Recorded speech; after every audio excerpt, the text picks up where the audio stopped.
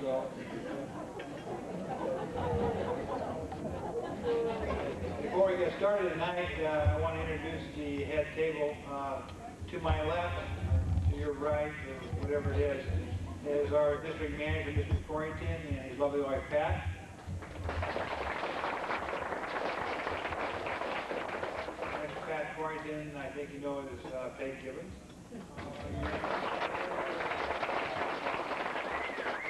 If you don't know the man next to Peg Gibbons, just leave me 25 bucks. We enjoyed having you.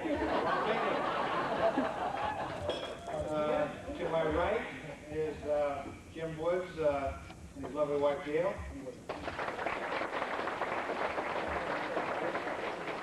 And next to Mr. Woods is my wife, Tori, who gave me this damn flower.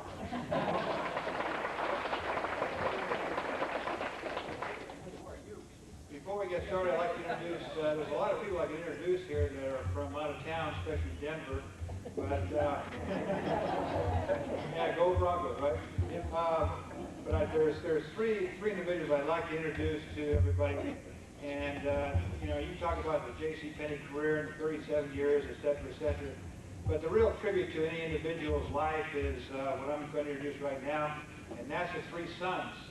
So, my three sons, would you stand up? First one is Doug Gibbons.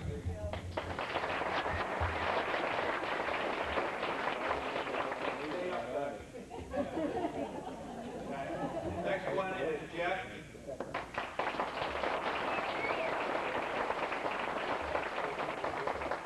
The last one is near and dear to my heart. In other places, the family, they know what I'm talking about. I'm not going to explain it here.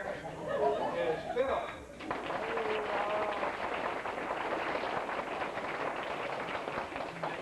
Sit down.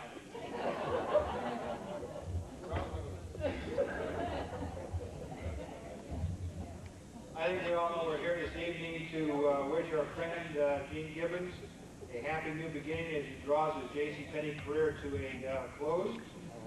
His career basically has been in the Bay Area for 37 years. He's been a real partner. He started his career in January 1951 in our San Leandro store. He worked for Bill Davis. The same year, he became a department manager in that same store of boys, girls, and infants and home furnishings. Now, I also started with Bill Davis, and if you're wondering about the progress of becoming a department manager within the same year, it's easy. Bill had a special program called Acting Department Manager. That's where you worked, get a debt, and you didn't get any money. By the way, I started in '63 and had the same damn program. 2 years later, in 1953, Gene was transferred to our South San Francisco store as the #2 man. I know you're all waiting for this. There was only 2 men in the store. Now, we've talked about the reorganization, the speed with systems, et cetera, et cetera. And, you know, every time I hear a new system, I'm also the systems coordinator, at least for the next 30 days. But we hear about a new system that comes in. Everybody says, God, I wish I had it. In fact, in the good old days. Well, 1953 was the good old days. You know what Gene did in South San Francisco? He sold all day long, 6 days a week on commission. He did his books at night. And then for a little extra income, he paid me the janitorial work in the store. God, I wish we could go back to the good old days. In 1957, Gene was transferred to the all-new Congress store under Vic Wetzel, and later would work for Stan Putnam. Believe it or not, the Parking Shop Center in Concord was the first escalator in Contra Costa County. In 1959, Gene was transferred again. Gene, I understand, it's every 2 years. That used to be the program. You were a star, you offended the hell out of everybody. In 1959, Gene was transferred to our Hayward facility on Foothill Boulevard. Again, under the manager, Vic Wetzel, and a legendary merchant prince, the assistant manager, Tony Muniz. Whatever happened, Tony?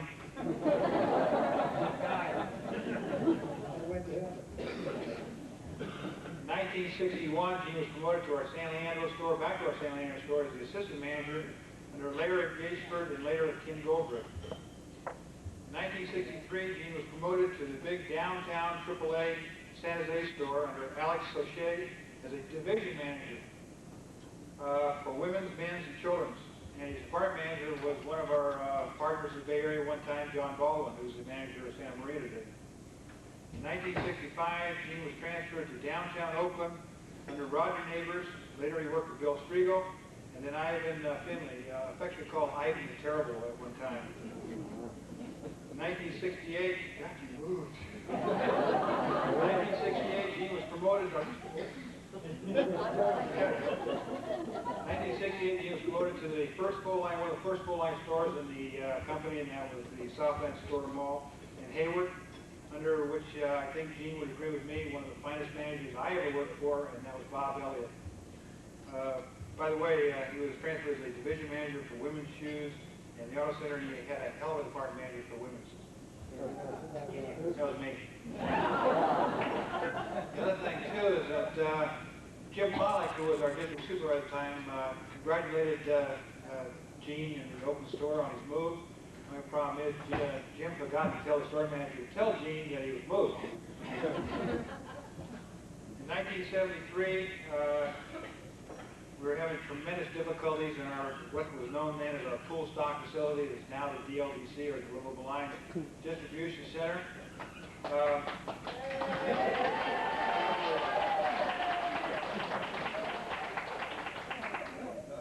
Those people whoop you. Gene was asked in 1973 to accept the leadership of the pool facility in an effort to straighten out the difficulties and the chaos we had in that facility at the time. Gene's worked in his 37 years, he's worked for basically 12 store managers and 80 district managers. The DLDC has gone from $14 million volume in 1973 to over $52 million last year. And it really has been the benchmark for all the distribution centers in the Western region. And Gene has been instrumental in making that the #1 facility that everybody's looked forward to, looked to as a one to follow. We, some of you know the circumstances, what I'm going to talk about right now is we'd like to have a little slideshow. Well, we had a film problem. So the rehearsal on the slideshow was 15 minutes before you came in the room. So even though we don't have the cameras and the projectors that focus in and out, and, we do have my daughter, who hopefully will follow the script and this thing will come off okay. As I stated earlier, full stock in 1973 was in a state of turmoil. Deliveries were late, office productivity was poor, breakage was out of control. And she's off one slide already. There we go. I can't believe I'm sending you to college you're going to. Okay. In an effort to better dramatize the improvements Gene's made, we have a short visual presentation, which Tracy's already under 2 slides of it, showing you today's high standards set for the operation. As we said, Gene took over the helm in 1973 as the captain of our new pool stock. This is the Navy's answer to Rambo.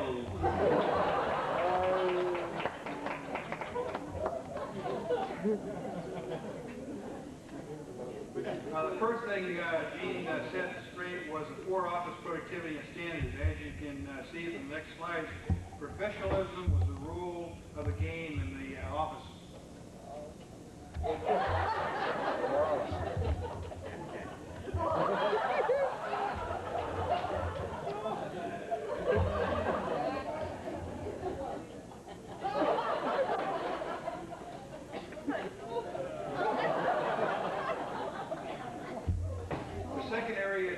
Gene addressed was the sloppy way customers' deliveries were loaded on the trucks. As you can see, the only top quality furniture leaves our docks today for customer pickup, customer delivery.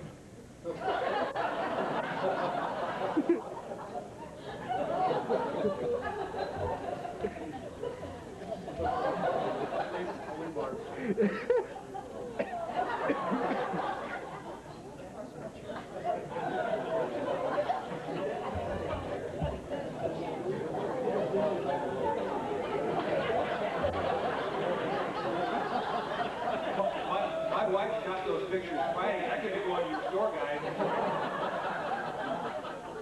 Okay, before Gene took command, truck scheduling and the cooperation with the drivers was non-existent. Some of the people in the deal to see know some of these shots. But under Gene's leadership, cooperation is now the rule, as you can see by the 2 truck drivers leaving the facility at the same time.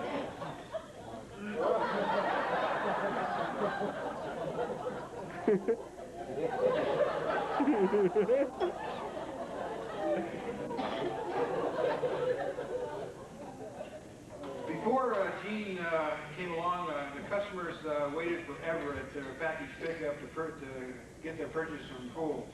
But now that Gene's arrived, the next picture you'll see is a patient customer, okay, who's waiting for his purchase to be picked up at the package pickup at Pool, and the facility is really fast today.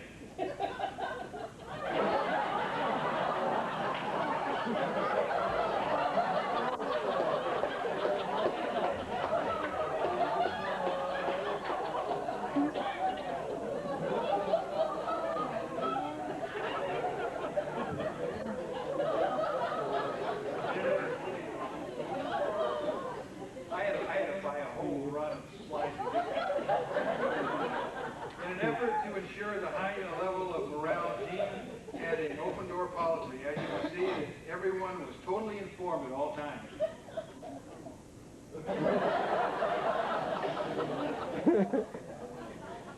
Gene's leadership ensures the highest standard for installation and maintenance of our upcoming new conversion to electronic systems.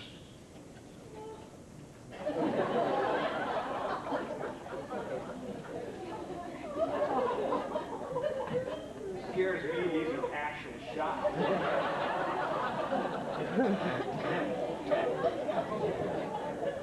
While Logisticon had minor problems, Gene's leadership ensured that everyone supported the system.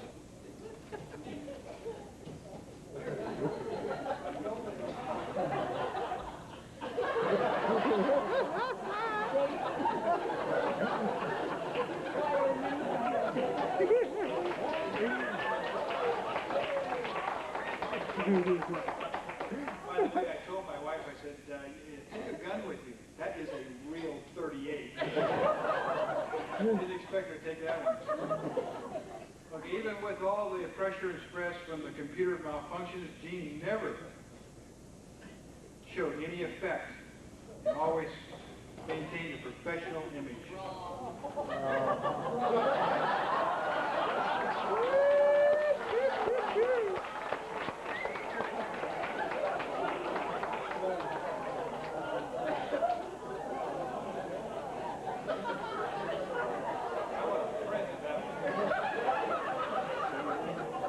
Gene, it's time for you to say goodbye to your team.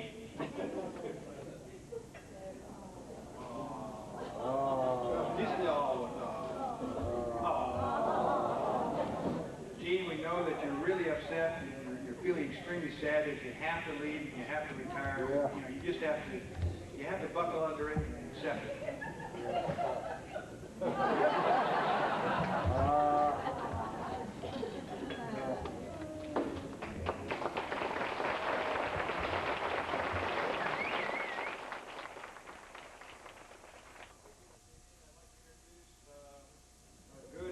Partner from the past.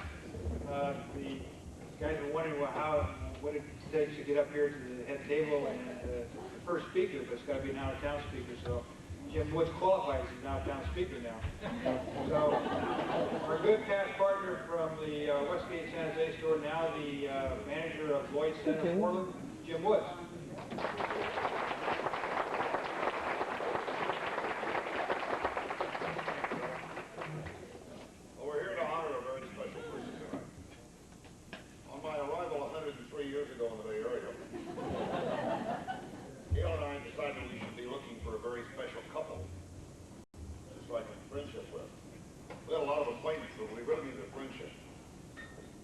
Somebody that had money. We wanted somebody that had a well-stocked bar. We liked to party. We liked to travel, especially to Hawaii. We liked We needed somebody who had a friend or relative who worked for a drapery company because we needed new drapes. We needed someone who had season tickets to the football games. We needed someone who could help me in my penny career. And we needed someone who could teach me how to make money in furniture and electronics. And I needed someone that I could beat playing golf. That's terrible, right, Bill? Well, somebody was looking after me. Because one spring evening, sitting in Candlestick Park, who should I be seated next to but the lovely Peggy? And it was instant love. I don't know what Gibbs was. But anyway, we struck up a friendship at that All-Star game. And most of you have known Peggy and Gibb a lot longer than Gail and I have. But that friendship is something else. Gibb, we know you have money because you're retired. We know you have a good bar because we've been there. We know you have a condo in Hawaii because we invited ourselves along. And then you made me buy a condo along your week. Yeah, joining your week. We know you have an old car because you drive a 75 Cadillac and a what? We know you have a son who works for in draperies. So, you know, that's nice. We know you have football season tickets, but we didn't know they were Oakland Raiders. You really have helped me in my penny career. You know, you're the only guy that I know of that the district manager visits with you daily. And you have taught me how to make money in furniture. And guys, there's nothing to it. Gibb has been able to only add Westgate to the prorations every other month now for the last 3.5 years. And that's been helpful. He's allowed me to charge back all of my special orders. No problem.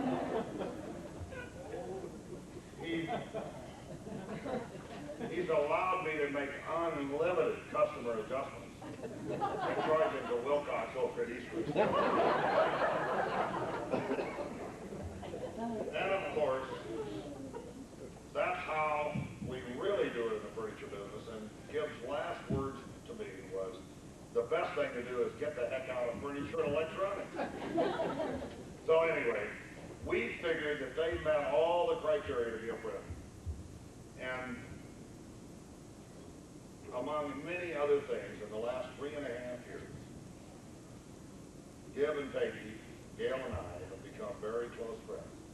And I'm really sorry that we are now living in Portland, and they have a car, because I figured they're going to be up there about half the time. But it has been a great friendship, and we've traveled to Hawaii together. We went to Mexico while he was slightly disabled.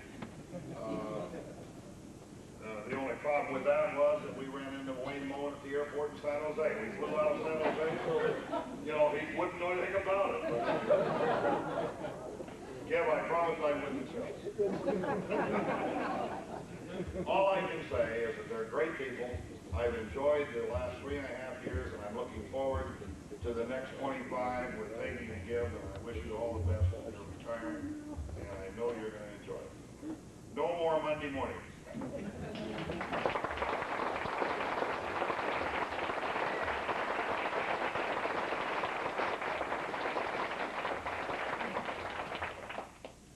Thank you, Jim. My wife and I went to the Pleasant Fair this year, since it's only walking distance from the house, but there was a booth there and had a computer. And when you fed a date into it, it gave you all the historical events for that date.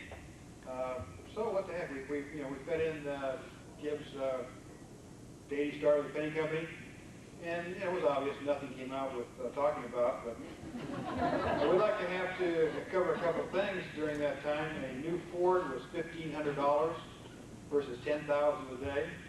A new home was $9,000. Today it says $92,000. Wrong country.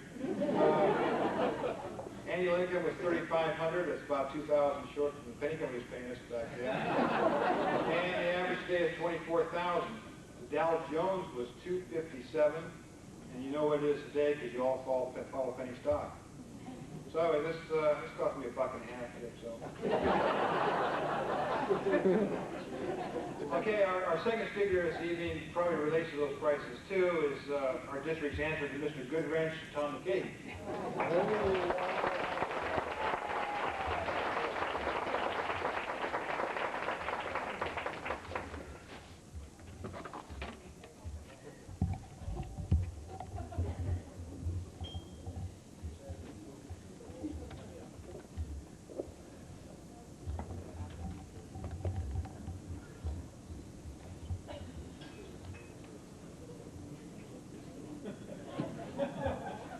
Tom McKay.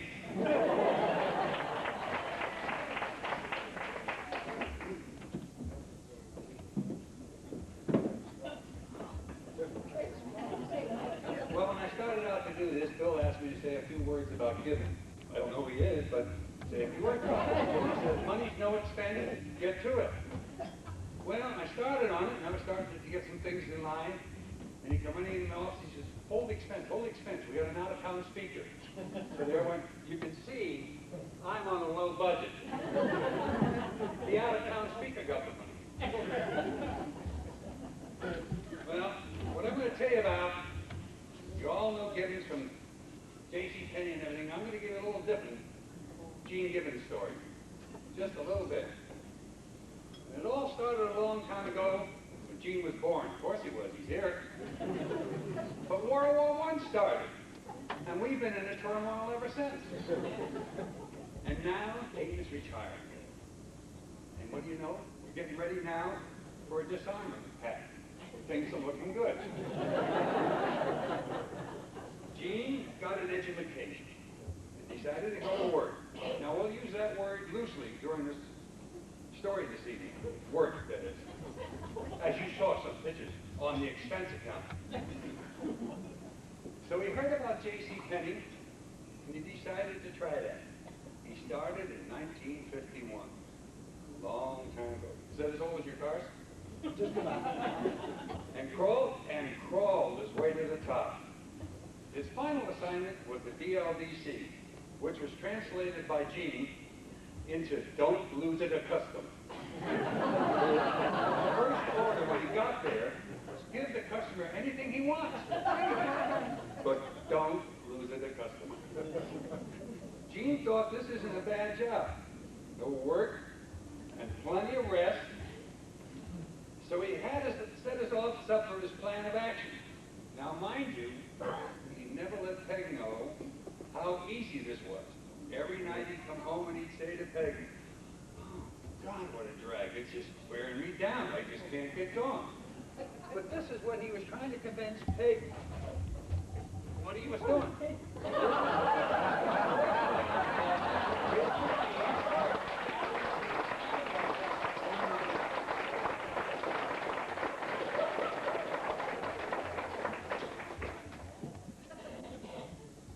This is what he wanted Peg to believe, and the rest of his associates. How hard he worked. This is Gene every day when you call him for a little bit of help with the delivery. Too busy, he's working. But after being with Gene for about 3 years, I discovered the truth. And now tonight, Peg, here is a picture of the way he actually worked. Again, using your term work loosely, Gene. I'll show you just exactly what his office was set up like and what he was doing. And if you don't believe me, back there was vouch for me.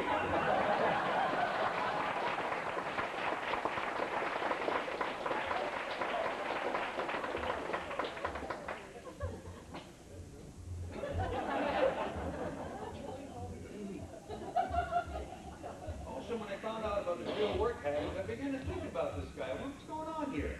How come he's got it so easy and I got to work? So I started looking into it, and I found out there's a little bit of a mystery about this guy. There's some strange things going on.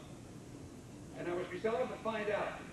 So I called in our super buzz, our gumshoe #1, and I told him of my problem I understand you solved the problem. He brought me the evidence.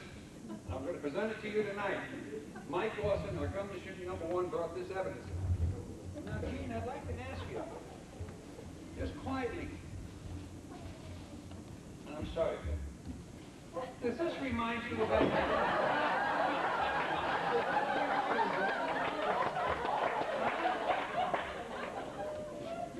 or the note that came with it?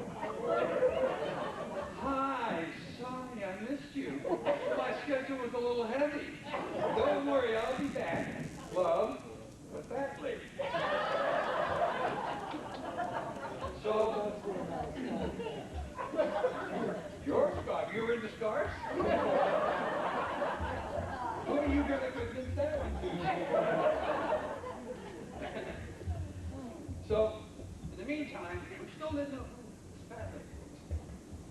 So we started, Mike, looking deeper and deeper into it, finally got a picture of the fat lady. We solved the mystery. And tonight, I bring to you the picture of the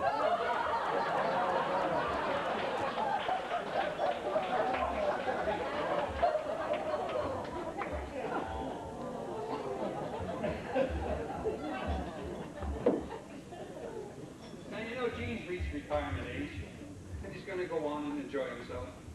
But there's one little problem. The last couple, 4 or 5 months, he's been getting a little senile. He can't remember what he's doing. Or when he has to go, he doesn't know where he has to go to. He has a sign made up and put in his office.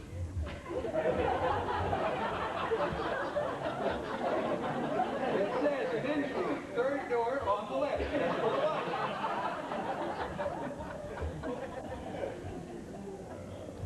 Now you have the picture of Gene Gibbons as I saw him.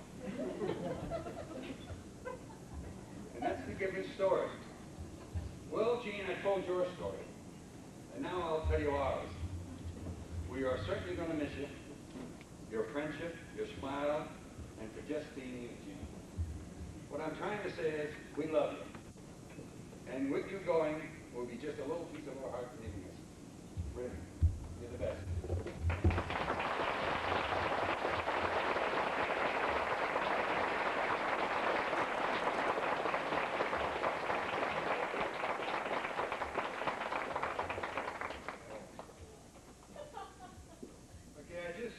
Returned from vacation in Nevada, and Gene, I don't think you know how big news you are up there for your retirement. You hit the headline in Virginia City. It says, Gene Gibbons retired from J.C. Penney, wife suffers harassment.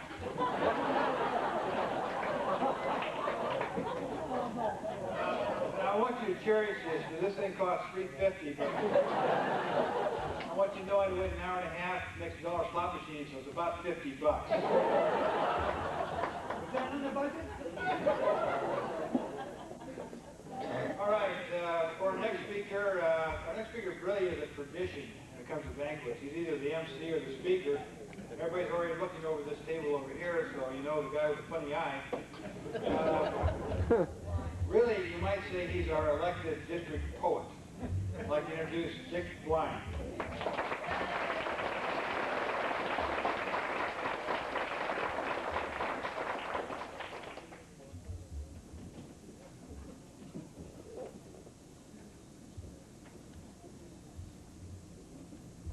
I didn't want to have to be introduced twice 3 times. I thought I'd get up here as quickly as I could. So I'm out of breath.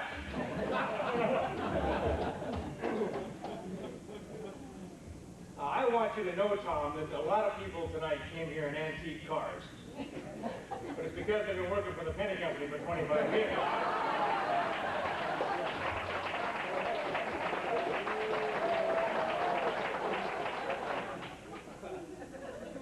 I actually gave a title to this little talk this evening. It's called Gene Gibbons, the Boy Named Sue.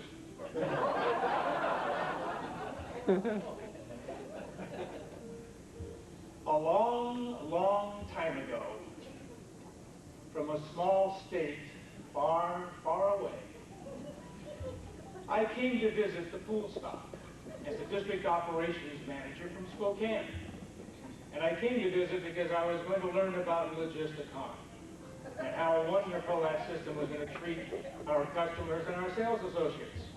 And I attended a meeting, and at that meeting, we had an itinerary, an agenda, and it said that the speaker for the day would be Gene Gibbons. J-E-A-N. Gibbons. And I said, well, how refreshing.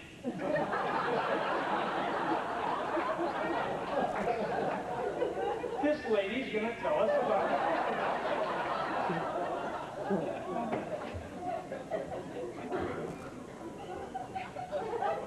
How does a guy get the name J-E-A-N?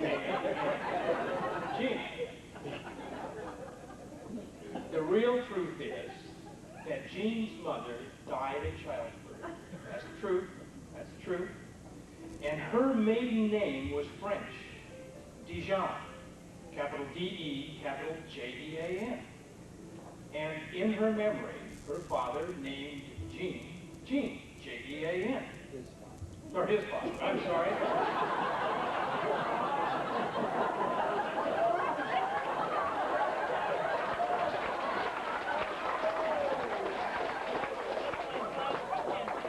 Is there anybody from the Jordan family?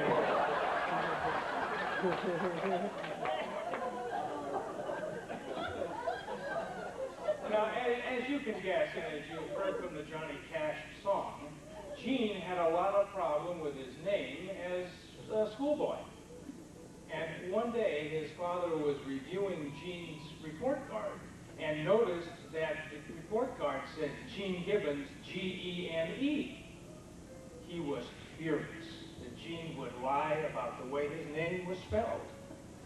So he grabbed Gene, who was at that time 6'3". The results are obvious.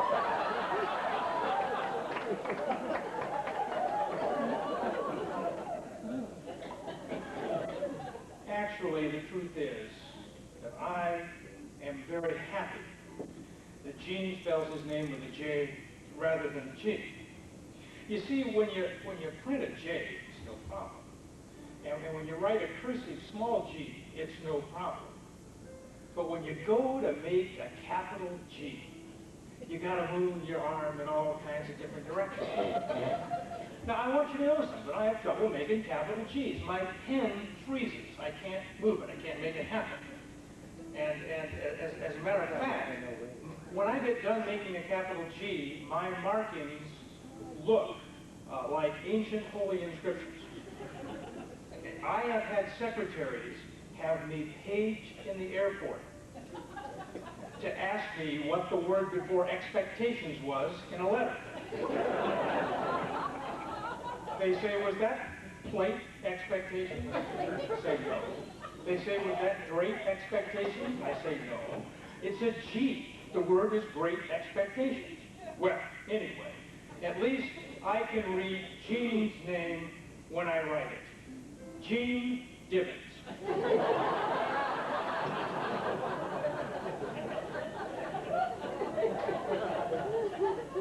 Gene is probably best known among his partners in pool stocks, DLDCs, as an expense control person.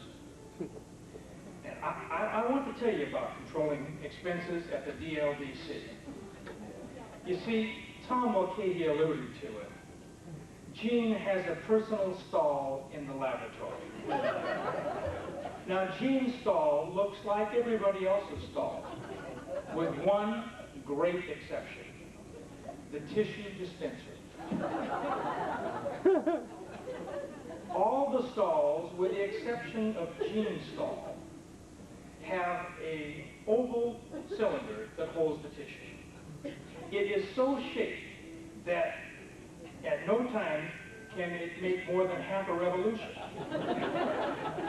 Therefore, the most you can get is 5 inches of tissue paper. If you were to get more than 5 inches of tissue paper, you would set a DLDC record.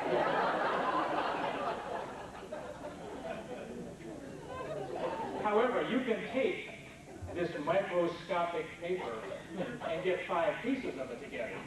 But let me tell you folks, you're still in trouble. Now, the dispenser in Gene's stall is cylindrical. And you can always tell Gene's stall because it has a handle on the door. So that you don't have to hold it closed for privacy. Gene's stall with the round cylinder, it has the cushy, thick, seasonally colored toilet tissue. Gene has the roller inspected and oiled 3 times a week. A mild pull on Gene's roller will put you up to your knees in toilet tissue. The reason I know that is because it puts Gene up to his armpit.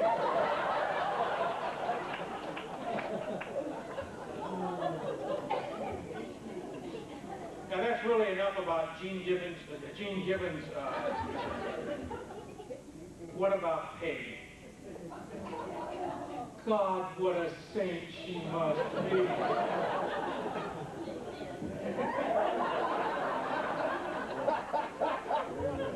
The one story I know about this, folks, and it may be somewhat exaggerated, but I believe it to be true. She called Gene one morning at work. Several of us were around. She called Gene, she says, Gene, I've got a tinkling problem. Gene said, what? Said, I've got a tinkling problem. I just went to the lavatory. I looked in the toilet. And it was full of pennies. Gene said, don't bother me with that sort of stuff. Wait till it's a bigger problem. Half an hour later, called back. She said, I couldn't wait. Now it's got nickels in it. Gene was mildly concerned. 45 minutes later, she calls back. She says, Gene, you won't believe it, but it's now dimes. Gene did get concerned. Then when she called back and said, you guessed it, it's full of quarters, he called the doctor. Should have gone to Reno with the money. The doctor called back.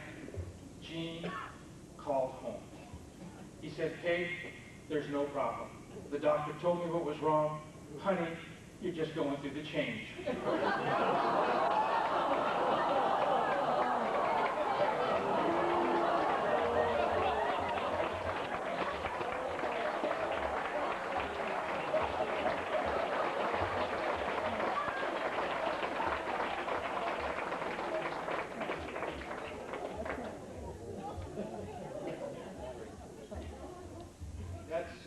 Kind of a fitting. We'd like to take this moment now to recognize somebody that really is instrumental in Gene's career. Okay, retailing is a tough business. It's it's peaks and its valleys. It's got highs and lows. We've always got one person there, our partner. Okay, who's our wife, helping us through the highs and the lows. And Peg, at this time, I'd like you to accept this in appreciation from the J.C. Penney Company for your cooperation and contribution to Gene's career in the last 37 years.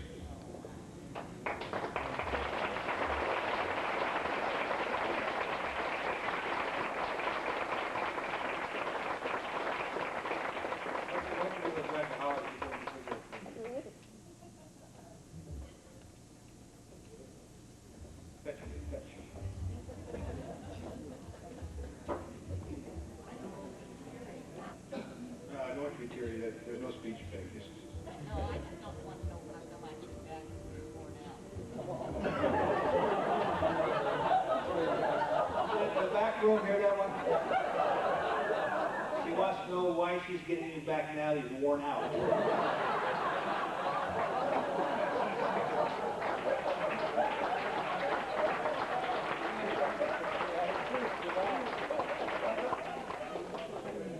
Okay, now I take great pleasure in introducing our district manager, Mr. Corrington.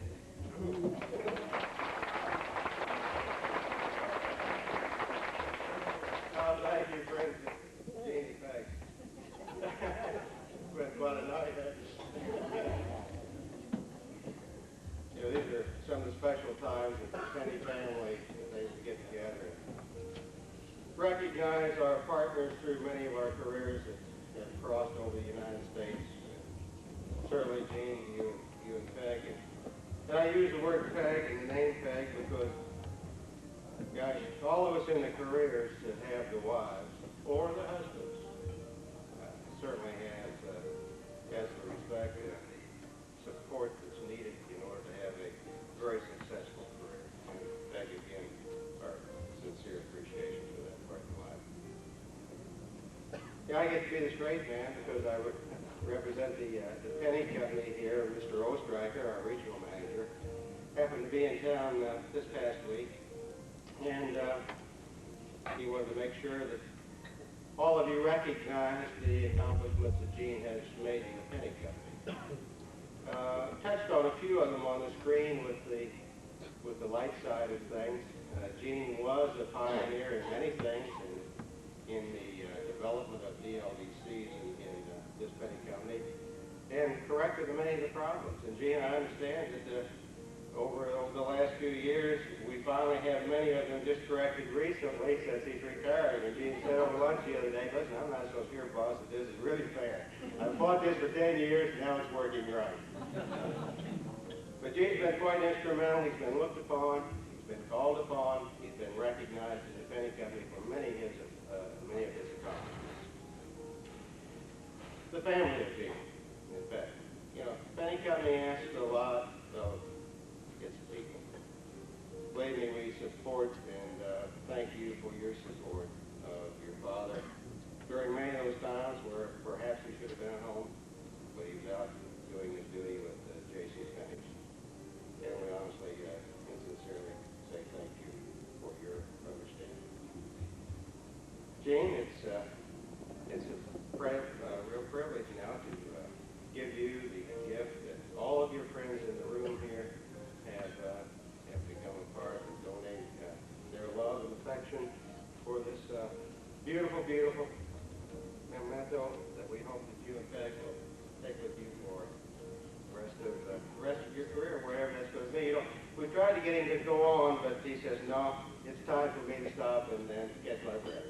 Thank you.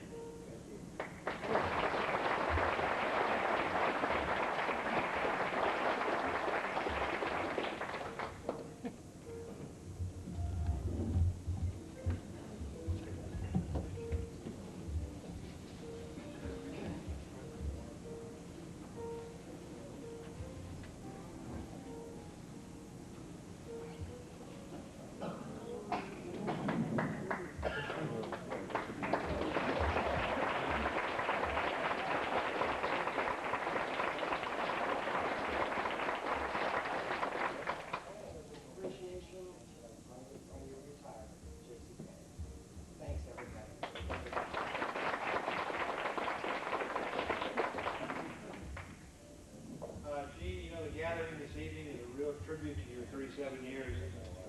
These are all your friends and partners, and now I'd like to introduce your partner in DLDC, who represents them this evening for the gift I'd like to present to you, and that's Dave Towner. Dave?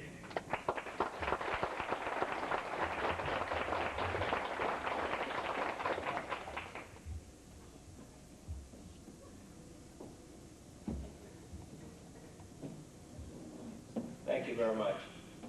Well, you know, when I came to the DLDC, my first week there, Gene, when I called him and told him I was coming over to take Frank Matson's place, Gene said, well, that's just great. We start at 8, but, you know, I'm not going to be there. I'm going to be on vacation. So Gene was already training me to take over because he was not there when I first started. And now in the recent months, he did it again. 3 months, he was just at home, hanging around. And it's all Peg's fault. Seriously now, we're really going to miss you. And I'm sure all the girls back there I really miss you, and we have a little memento for you to use in your leisure hours now, your real leisure hours. And Jim's going to bring it over. Jim will never do it off the ground.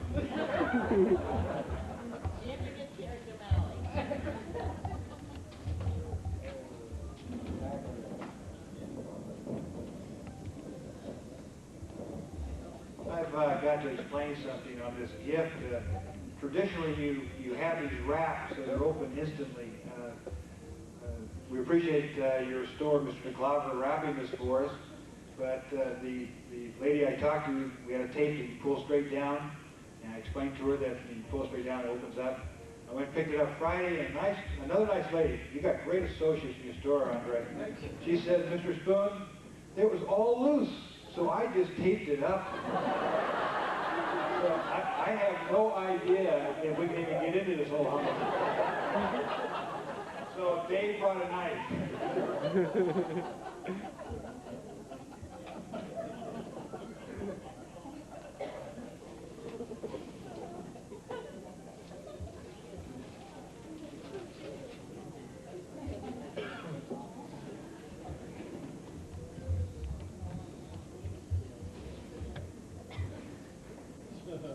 David being my merchandiser all these years, I'm always a little nervous when he pulls out his knife.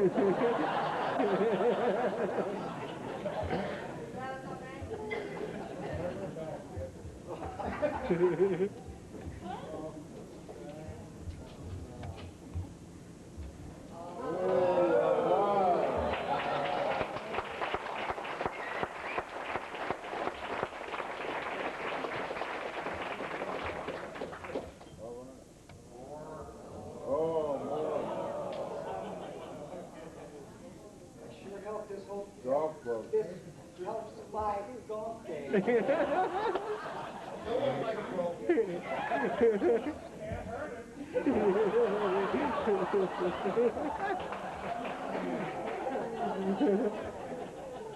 ever so much.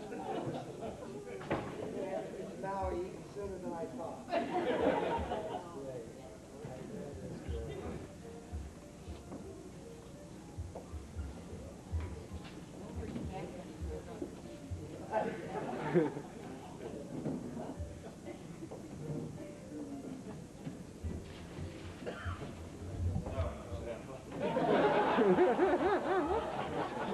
Normally, this basically concludes it and Gene gets up and speaks and everything else, but I'm a little annoyed even though that Dick Blind was funnier than hell. You know, I introduced him as a poet, and there wasn't a whole lot of poetry there. So, Dick, I want a poet.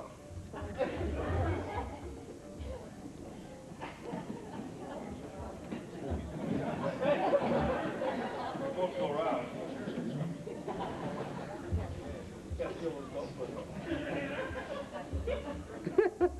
The temptation to grab the set of irons and keep going is tremendous.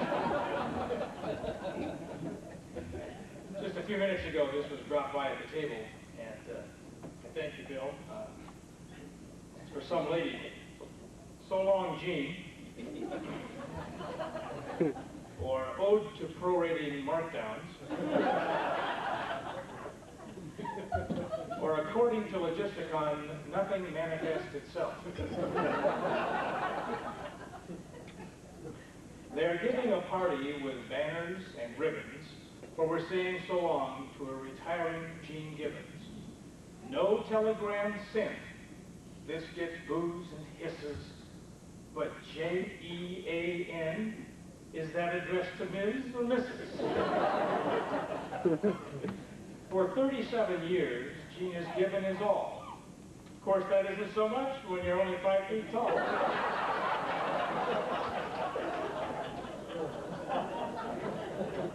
But Gene has established some fantastic relations with store managers who feared his monthly prorations. Lest we forget, there was a career before pool.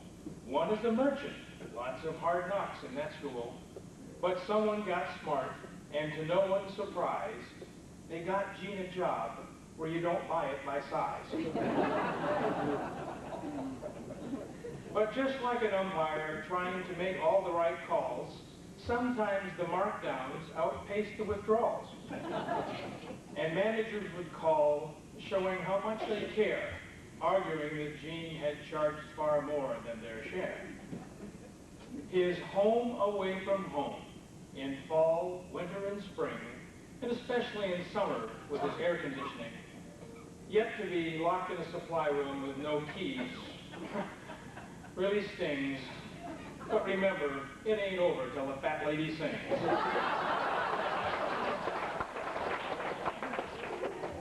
And his computer friend, Kathy, will always live on, as dreams turn to nightmares with low just a con.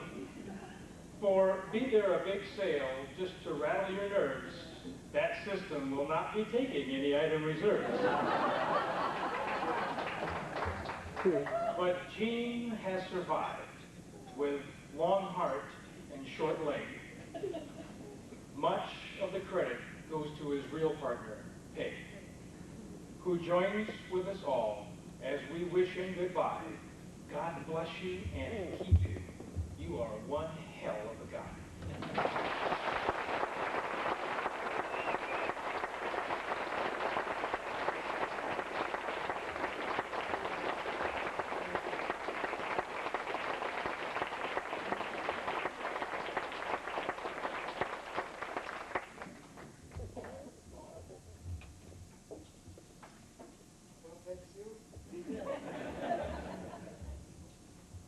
Quite a tribute tonight, huh?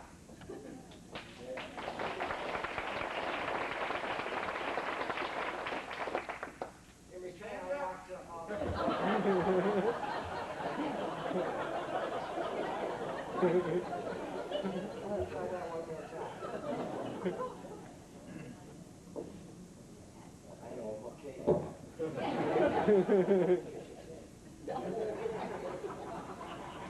In return tonight, I'd like to pay a few small tributes to some of the group here tonight, too. First to our son Jeff, my sister Cindy. Jeff came in from Boston, Cindy from Denver. My sister-in-law and brother-in-law Tom and Jim from Denver. Our best friends-in-law Dick and Wendy from Phoenix. Just want you to know that we've been looking over our schedule, and it looks like about 6 weeks with you.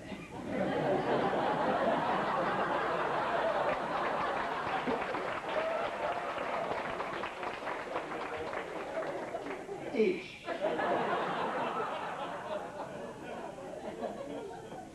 To Mike Austin, who graciously volunteered his services for the security duties tonight, and thus will be charging back his dinner, his drinks, and wine.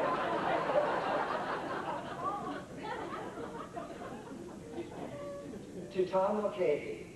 Tom, I had a lot of nice things to say about you tonight. But...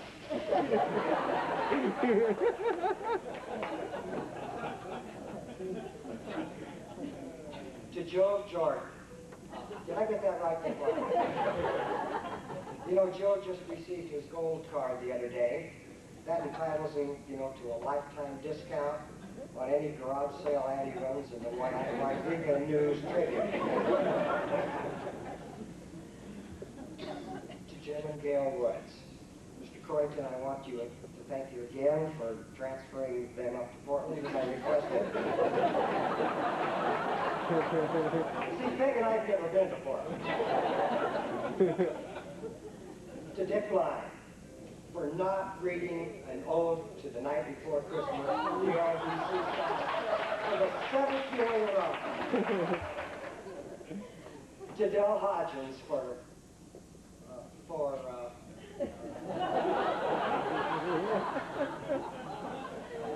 to Rose Brzezinski.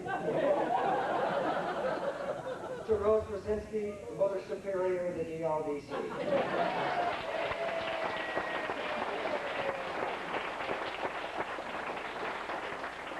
You know, I didn't know what a Mother Superior was until I got to that job. Do you have any idea what it's like being the only Baptist in an office full of Catholic women?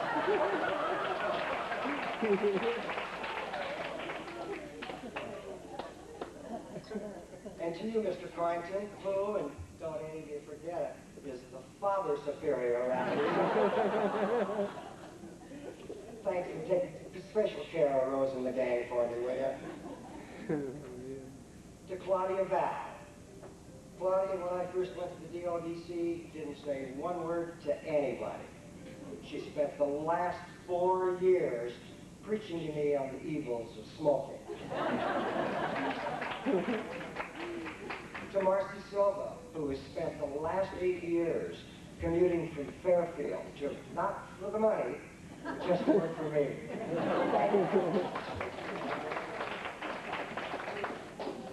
And to all our former DLDC associates who decided they wouldn't walk across the parking lot to work for me. To Bill and Glory Spoon, and not necessarily in that order. Not only for putting on a super bash tonight, for having been our good friends for a long, long time. Thanks, guys.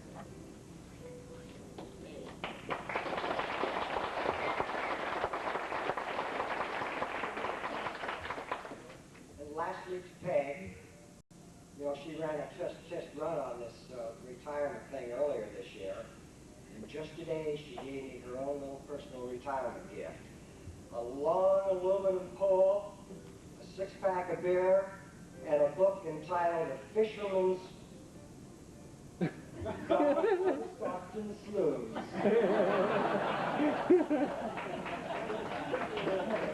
And lastly, to every one of you here, thanks so much for your partnership, for your love, for your care, your friendship. God bless you. Thanks.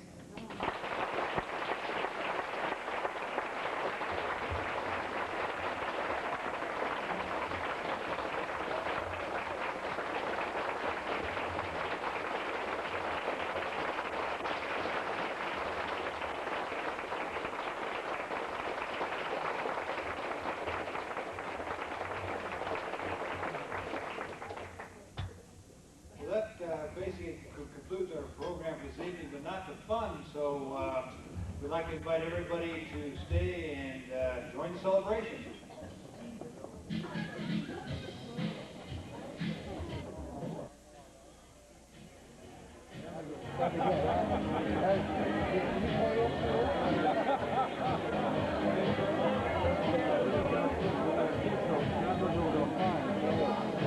Yeah, tell me about it. My 70-year-old rolled the car yesterday. That was my inconvenience in a long